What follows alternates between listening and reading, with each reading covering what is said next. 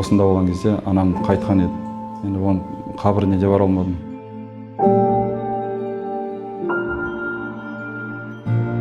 Мен күйеуім деген көркем есті адам. Қазір кішкене тоқтау. 200-лерге қарсы бол деген сондай сөздер, жихад ет деген. Дін саясатқа араласпайды деген ұстаным бар ғой, а бұларда ол нәрсе жоқ. Саясатты пайдаланып отырып, билікке келуге талпыныс бар.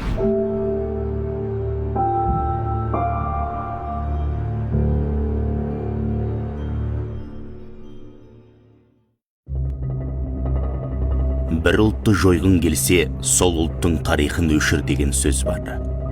Дүрбелеңге толы қазіргідей кезеңде бұл қағидатты деструктивті діни ағымдар түрлі айлы амалымен жүзеге асырмақ.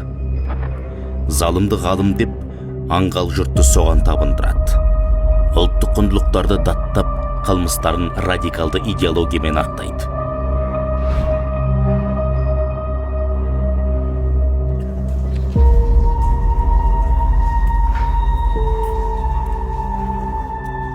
Террорист деген сөзді естігенде бұлар мысалы бомба, жарылыс деген, кісі өлімі деген, қан төгіс деген сондай ұғым пайда болады да олар адамдарда. Бірақ мен ісім бойынша ол қатысу емес, бұны желі бойынша тарату дейді. Арслан Әжібаев терроризмді насихаттап діни араздықты оздырған. 2019 жылы сол видеоны мен жариялаған едім. Бір видеоны жарияладым. Кәпірлерге қарым-қатынас қандай болу керек деген тақырыпта ұсталған кезде, экспертиза жасаған кезде бұны қылышпен жихад ету деп шарт берген еді. Сол себептен мені 5 жылға сотталып, енді қазір Ақтөбе қаласында өткізіп отырмын. Қазір 4 жыл 1 ай өтті. Енді қазір 11 айым болды менің. Ұсталғаннан кейін білдім ғой, оның всю ситуация. Ол кезде мен білген жоқпын. Видео салған. Видео салады, компьютердің алдында отыр. Көрдім, бірақ деген ол жаман зат жасайды деп ойлаған жоқ. Исрафил Бегей деген чат ашың деп айтқасын. Ашты күйеуім, иә. Группа ашты, администратор болды. Оны заставлять етпеген ешкім. Айта алмаймын заставлять етті. Ол біреу заставлять еткенде көнетін адам емес. Кім менің ақидамда болмаса, ол мушрик дейді. Қылмыстық іске тамыздық болған материалдың авторы ирандық қандас. Уытты уағызында ол өзге конфессия өкілдеріне төзімсіз көзқарасы мен фундаменталистік пайымдарын білдірген. Арслан Әжібаев сол материалдарды сараламастан жариялайды. Сол сәтте оның парақшасында 55 мыңнан аса жазылушысы болған. Я мен интернетке салғаным рас. Оны мойындап отырмын. Исрафил Бегей енді бұл кісі деген кезінде енді бәріне уағыздар айтқан, басқа қалаларға барып айтқан екен. Енді бұл жерде адам сеніміне кірді ғой енді бұл. Өзі тікелей Диабанды оқымаған, бірақ оның өзінің ұстазы Диабанды оқыған. Диабанды дейтін сондай өте қатты ұстанатындар. Бастапқы кезде Исрафил Бегей жақсы бастады, көп патуаларды өте айтып келді, салафилермен жақсы күресіп келді дағыны. Аяғы немен келді, біздің кейбір мәселелерде өзінің Диабандық мектебінің базасын, Афғанстандағы сияқты базасын бізге айтып атқан, бізге келмей қандай, бұл жерде тоқтағын, бұл практикада бізде жүрмейді. Бұл практика Афғанстанда тағы басқа жағы мемлекеттерде қолданатын шығар, бірақ бұл іс жүзінде бізге келмейді, біздің дүниетанымызға, салт дәстүрімізге келмейді дегенде, жаңағы шәкірттері кімнің сөзін сөйлеп кетті? Исрафил Бегейдің сөзін сөйлеп кетті. Муфтияттың айтқан ескертулерін бірден қарсылықпен, бірден түсініспеушілікпен қабылдады. Диабанд 19 ғасырда Үндістанда пайда болып, Оңтүстік Азия елдерінің ханафи мәзһабын ұстанатын мұсылмандар арасында кең тараған қозғалыс. Жамағаттың негізін үндістандық Мұхаммед Қасым Нанауатауи мен Рашид Ахмад Ганхохи қалаған. Алғашында отарланған мұсылман елдерінде исламның фундаменталды негізін қайта қалпына келтіріп, мұсылман қоғамын батыстың құндылықтары мен ықпалынан тазарту мақсатында құрылды.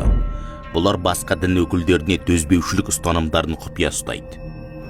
Диабанди жағдайын қарасақ, қазіргі әлемдік картинада Үндістан, Пакистан жағдайында қазір олардың саяси партиялары бар, және парламенттік сайлауларға түседі, коалиция құралады партиялармен. Былайша айтқан кезде саясиланған исламның бір формасы, яғни ханафилік, матуридилік сенімнің саясиланған бір формасы қаржылық көздерді кейбір араб мемлекеттерінен қамтамасыз еткеніне байланысты уахабиттік, салафиттік идеологияны джихад мәселесінде пайдаланады.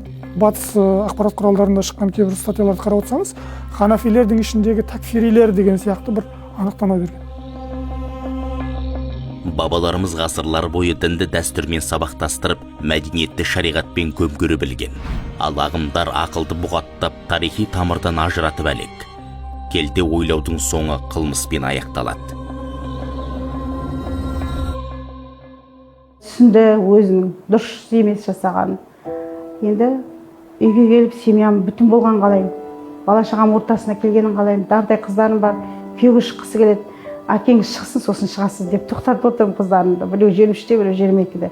Ертең құда деген түрмеде отыр деген жақсы емес қой. Лагерьде қасында адамдардың көріп отыр, қаншама семья ажырасып кетіп отыр осының кесебінен. Мен осында болған кезде анам қайтқан еді. Енді оның қабіріне де бара алмадым.